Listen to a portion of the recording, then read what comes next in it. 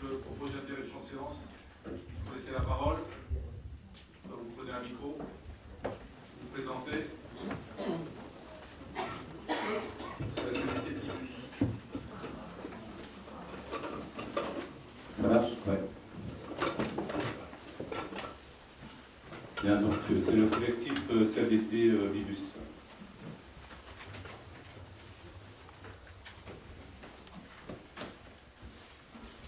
Mesdames et messieurs les conseillers de Brest Métropole, la CFDT Bibus représente 80% des salariés et forte de ses 385 adhérents tient à s'exprimer au sein de ce conseil communautaire. La situation sociale désastreuse subie par les salariés mérite que vous en soyez informés. Un rappel des événements. Juillet 2015. Arrivée d'un nouveau directeur bardé de diplômes, mais avec une méconnaissance totale des métiers du transport urbain. Son objectif, la négociation de la nouvelle délégation de services publics.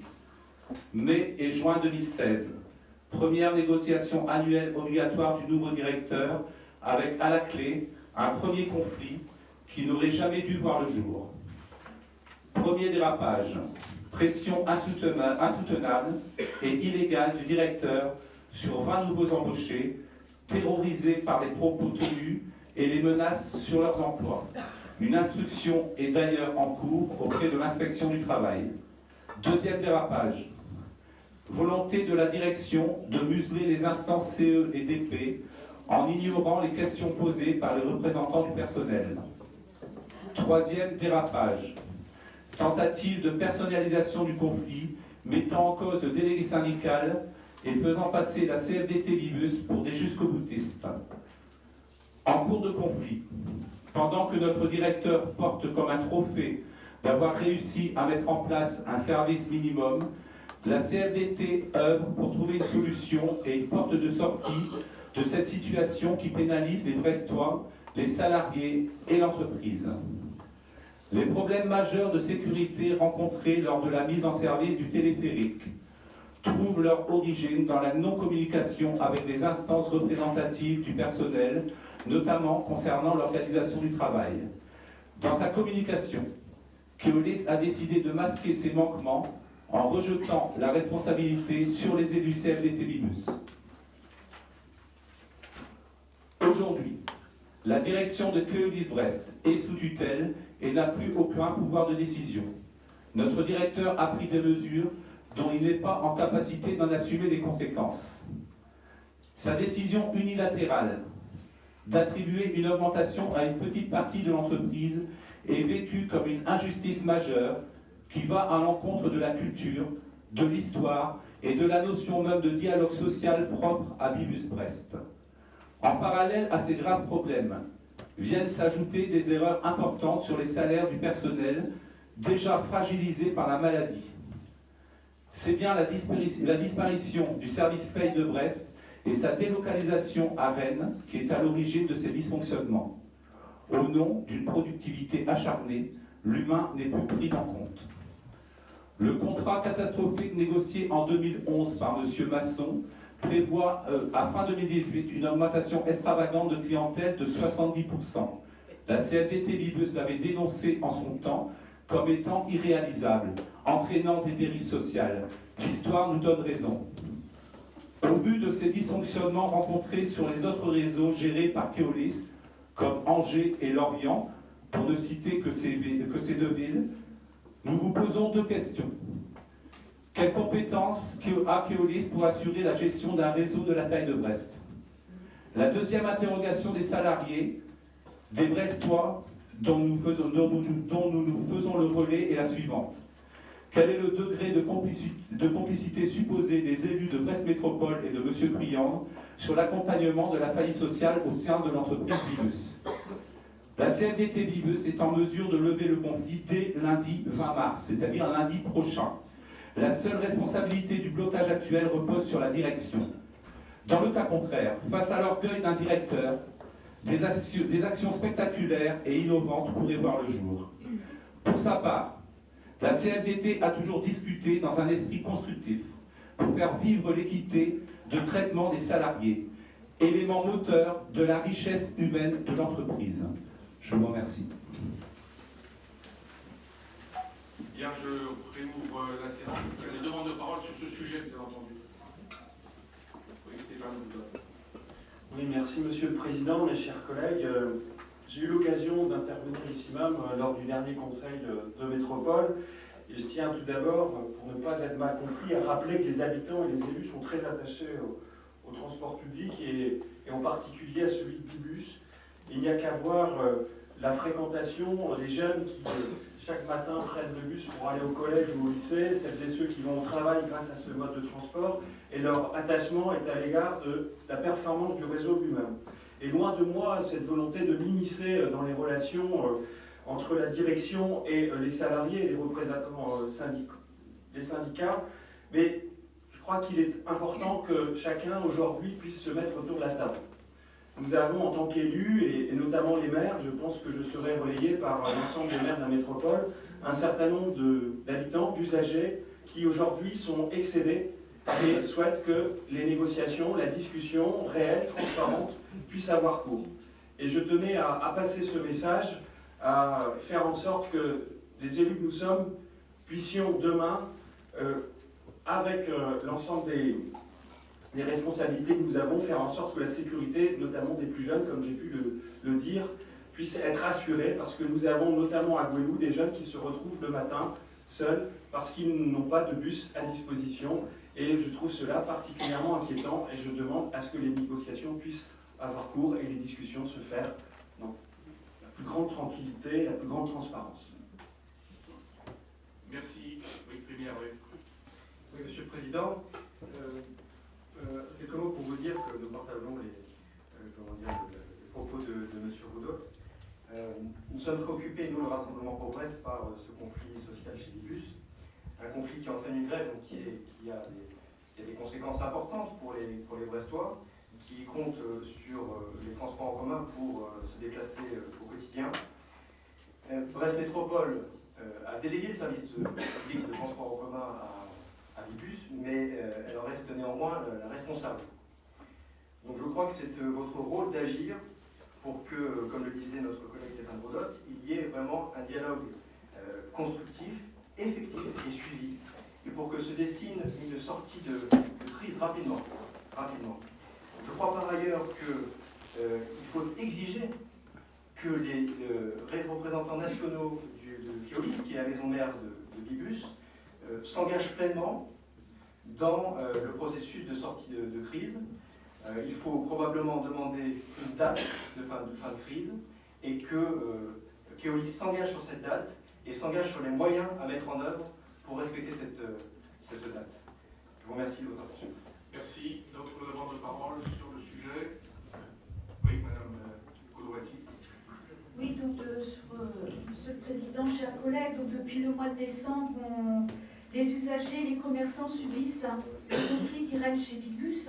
La semaine dernière, vous avez un préavis de grève a été déposé jusqu'au 14 juin. Et je voudrais dire que, alors que les premières épreuves des examens, et en particulier celles du baccalauréat qui ont commencé, ces grèves ajoutent un stress supplémentaire aux candidats. Nous ne pouvons pas accepter, donc le groupe Brest Alternative, que ce service public ne soit pas un service de qualité pour tous. Alors, Brest Alternative, nous souhaitons, nous vous demandons que les autorités tutelles, les organisations syndicales et vous également, Monsieur le Président, vous puissiez prendre vos responsabilités pour faire cesser ce conflit, pour que l'intérêt général doit primer. Parce que je peux vous assurer que les lycéens sont stressés. Merci. D'autres demandes de parole? Alain Masson, qui a négocié. Monsieur le Président, mes chers collègues, à écouter l'intervention du délégué CFDT, j'aurais mal fait mon travail, donc j'aurais négocié de façon à considérer un contrat avec les candidats à l'époque, parce qu'il n'y avait pas que Keolis qui était candidat, contrairement aux fois passées où il n'y avait que Keolis qui était candidat. Cette fois-ci, en 2011, la métropole a eu la chance, si je puis dire, d'avoir deux candidats, ce qui, dans une négociation, est quand même plus intéressant que d'avoir un seul candidat. En 2011 et pas en 2016. C'est-à-dire le directeur actuel est arrivé bien après la négociation du contrat de PSP. Pour remettre un peu les choses en ordre. Que pour ce qui concerne la collectivité, on est pu négocier un contrat intéressant pour la collectivité, je crois que c'est plutôt favorable. Après, parce que derrière, il y a le contribuable. Accessoirement. Après, c'est vrai que Keolis, comme l'autre prétendant, travailler sur des chiffres qui ne sont pas à Brest ou ailleurs, parce qu'il n'y a pas que Brest qui a été concerné par la problématique, travailler sur des chiffres qui étaient antérieurs à 2008, et tout le monde sait qu'entre 2008 et 2009, il y a eu des choses qui se sont passées. Et que donc les conditions économiques du contrat étaient sans doute pas aussi bonnes que avaient espéré les deux prétendants, parce que les offres étaient de bonne qualité et assez identiques. Donc pour ce qui concerne le contrat, je suis désolé, mais à partir du moment où il y a plusieurs candidats, pour la collectivité, c'est relativement intéressant. Concernant le conflit, j'ai déjà eu l'occasion de le dire dans cette enceinte il y a quelques mois, parce qu'on a vu lors du dernier conseil communautaire. Moi, je constate que l'origine du conflit, c'est l'arrivée du téléphérique dans le dispositif, dans le transport. Et que cette arrivée on est habitué avec Mme Alban des agréables, cette arrivée ça oui, j'en mettrai. Vous auriez été également contre le tramway, donc bon, allez, on arrête. Cette arrivée a été donc mise en place par la direction avec donc l'arrivée du téléphérique, un investissement quand même de 19 millions d'euros qui vient après l'investissement du tramway. Et j'ai cru comprendre, enfin c'est pas ce que j'ai cru comprendre, les souhaits des personnages étaient de faire en sorte que l'arrivée du téléphérique soit traitée de la même façon que l'arrivée du tramway. C'est-à-dire qu'il y a une augmentation du service public, et donc il est normal que l'ensemble de la direction, l'ensemble de l'entreprise en tire les bénéfices et que donc il y ait pour le tramway une augmentation généralisée de la rémunération des personnels.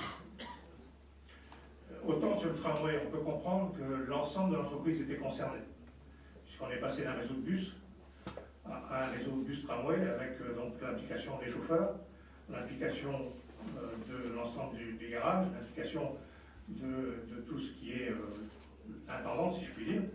Donc se retrouver donc avec une volonté de montrer que c'est l'ensemble de l'entreprise qui était embarqué sur le tramway. Sur le téléphérique, on n'est pas du tout dans la même logique. Il y a quelques personnes à Keolis qui ont en mission de faire fonctionner le téléphérique et il n'est pas demandé à l'ensemble de l'entreprise de venir de travailler sur le téléphérique. Donc on n'est pas du tout dans la même logique. Donc pour ce qui me concerne, je conteste le parallèle entre les deux dates, 2012 et 2016. Sur la négociation, le Président a déjà eu l'occasion de le dire, on est là dans une entreprise privée, donc une négociation entre les syndicats et puis une direction. Donc c'est à l'entreprise de trouver les moyens du dialogue et de la négociation et de l'arrivée au bout. Si j'ai bien compris la lecture, enfin si j'ai bien lu la prose des uns et des autres, il y a un accord sur l'enveloppe. C'est-à-dire qu'on arrive, entre la direction et puis l'organisation syndicale CFDT, à un accord sur l'enveloppe. C'est la distribution qui pose souci. Je suis désolé, mais pour ce qui me concerne, je ne vais pas rentrer dans la discussion de savoir comment on va distribuer l'enveloppe. C'est aux partenaires sociaux et à la direction de régler le problème. Ce que je regrette, c'est que derrière ça, on pénalise, comme l'a été indiqué, les usagers, dont certains commencent ça aussi à abandonner le transport public, parce que ça devient un peu compliqué dans la situation que l'on connaît, et donc reviennent à l'usage de la voiture en particulier, ce qui est un peu dommage. Mais surtout, je crois que ça a été indiqué, pénaliser les scolaires n'est pas une bonne méthode. Et je trouve que sur ce volet-là, il y a sans doute à ce que chacun prenne ses responsabilités sur le dispositif. Voilà ce que je voulais dire, Monsieur le Président, pour ce qui concerne ce conflit qui dure depuis décembre 2016, dont un préavis court jusqu'à la mi-juin 2017. Après, je ne rentrerai pas dans l'appréciation qui a été faite par la CDT sur le directeur. Nous, on travaille avec une personne qui a été mise en place par Keolis France et on s'accommode de ce qui est proposé. Et pour ce qui nous concerne, on a des relations qui sont tout à fait ordinaires, normales, avec la direction de Keolis. Merci. Juste compléter le propos d'Alain Masson, vous me permettrez quelques réflexions qui viennent compléter ce que vient de dire Alain Masson. J'ai entendu de votre part que les élus de la métropole devraient prendre leurs responsabilités, c'est-à-dire s'engager dans la négociation interne à l'entreprise. J'ai même entendu tout à l'heure parler de complicité, ce qui m'est resté un petit peu en travers de la gorge, parce que je vous ramène la politesse, M. Daniel. Si je suis complice de la direction, pourquoi voulez-vous que je participe à cette discussion qui se retournerait contre vous? Et ce mot complicité me choque, je vous le dis. Eh bien, ces responsabilités, nous les prenons, car justement, votre responsabilité, c'est de ne pas entrer dans un conflit interne à l'entreprise. C'est entre autres une des conséquences, pas la seule, mais une des conséquences de la délégation de service public que nous avons passée avec Keolis. Keolis n'est pas un service de la collectivité. Ça n'est pas une société d'économie mixte. Si le conflit était à Vincennes, on s'y appliquerait. Ce n'était pas une société publique locale. Si le conflit était à Aulnay-Ponant, on s'y appliquerait. Ce n'est pas le cas. Et si nous le faisions, deuxième remarque, ça voudrait dire quoi? Qu'il faut trouver un accord, que je souhaite d'ailleurs, mais dans lequel on serait partie prenante, et qui aurait un coût financier que nous retrouverions inévitablement dans les comptes de la prochaine DSP. Et c'est pas si vieux que ça, la prochaine DSP. Dans les prochains mois. Mise en place fin 2018, si la mémoire est bonne. C'est demain. Nous voterons tout à l'heure, nous adopterons, pour ce qui est de la majorité, pour l'opposition, j'en sais rien, j'imagine, on votera le budget, dont le budget des déplacements. Il prévoit une participation du budget principal, c'est-à-dire une contribution des contribuables de la métropole de Brest, à hauteur de 1,6 million d'euros. Toute charge supplémentaire, c'est de la mécanique, c'est de l'arithmétique plutôt, conduira à augmenter cette contribution alors que les recettes venant de la clientèle représentent 25% du budget. Et je rejoins ce que Alain Masson vient de dire, le conflit actuel conduira inévitablement, si ça continue, à diminuer cette part. D'une part, et d'autre part, qu'on a des élections présidentielles et législatives qui suivront, que l'avenir du versement transport, qui représente plus de la moitié des recettes du service, cet avenir est loin d'être assuré. Alors, troisième remarque, d'où vient le conflit? Bah, si j'ai bien compris, ça vient de la mise en place du téléphérique. Alors que nous avons engagé 350 millions d'euros dans le tramway. 350 millions d'euros dans le tramway. Je ne suis pas certain que Mme Algand, à ma place, aurait fait 350 millions d'euros. Mais elle fait mieux pour moins cher. Elle n'est pas. Qu'est-ce que cela signifierait? Si je reviens donc au téléphérique, c'est bien moins de, vous savez, 19 millions d'euros.